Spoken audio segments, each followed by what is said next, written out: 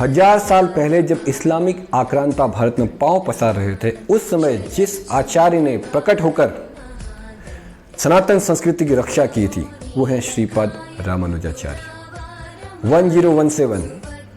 1017वीं ईस्वी में श्रीपाद रामानुजाचार्य का जन्म मद्रास के निकट पेरम्बदूर में हुआ था।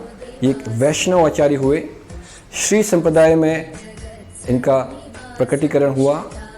श्री संप्रदाय के प्रमुख आचार्य के रूप में श्री रामानुजाचार्य जाने जाते हैं। इन्होंने वैष्णव सिद्धांतों का प्रतिपादन किया था।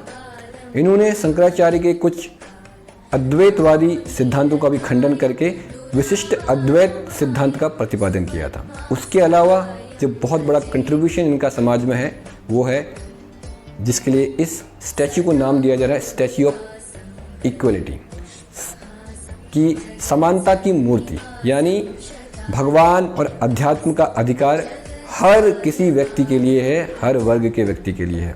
उस समय पे समाज में कई कुरीतियाँ थी। जाति के नाम पर अध्यात्म से कुछ लोगों को अलग रखा जाता था। उसका खंडन श्री रामानुजाचार्य ने बड़े ही प्रभावी ढंग से किया। अध्यात्म कभी भी लोगों को बांटता नहीं है। अध्यात्म आपको बताता कि सभी जीवात्मा भगवान के अंश हैं। तो उसी सिद्धांत का प्रतिपादन करके रामानुजाचार्य ने समाज में सभी लोगों में समानता का अधिकार सभी लोगों के पास है, सभी लोग भगवान की कृपा के प्राप्त बन सकते हैं, इस सिद्धांत का प्रतिपादन रामानुजाचार्य ने किया था। यमुनाचार्य के बाद जो प्रोमिनेंट आचार्य हुए वे रामानुजाचार्य थे। इनफैक्ट यमुनाचार्य ने जाने से पहले अपनी लीला के द्वारा सारे वैष्णवों को रामानुजाचार्य की विशेषता का अनुभव कराया था। एक विचित्र घटना उनके जीवन से जुड़ी है।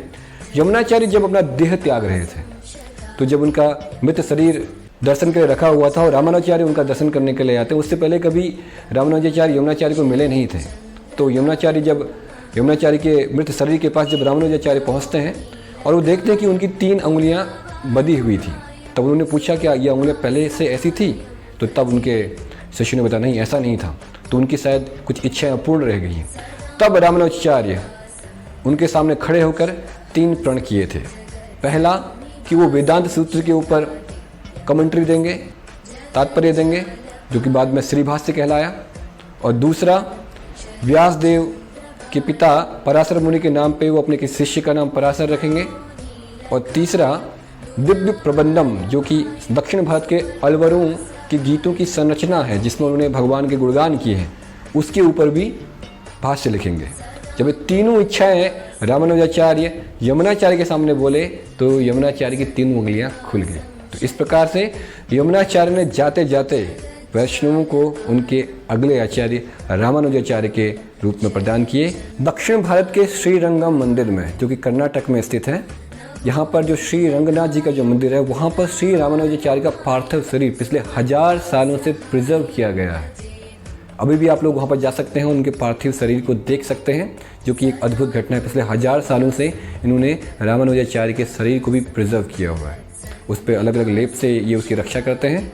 तो आप कभी भी साउथ इंडिया में जाइए, श्रीरंगम जी के मंदिर, भव्य मंदिर रंगनाथ जी का वहाँ पर है, जाके रंगनाथ जी का दर्शन कीजिए और उनके महान भक्त श्री रामानुजाचार्य का भी दर्शन कीजिए। उन्हीं रामानुजाचार्य के सम्मान में इस 216 फीट बड़ी विग्रह का अनावरण श्रीमान नरेंद्र मोदी जी किए। तो ऐसे आचार्यों को नमन करके हम अपनी सनातन संस्कृति के गौरव को जानें और हम भी उनकी शिक्षाओं को पालन करके अपने जीवन को पूर्ण करें। हरे कृष्णा।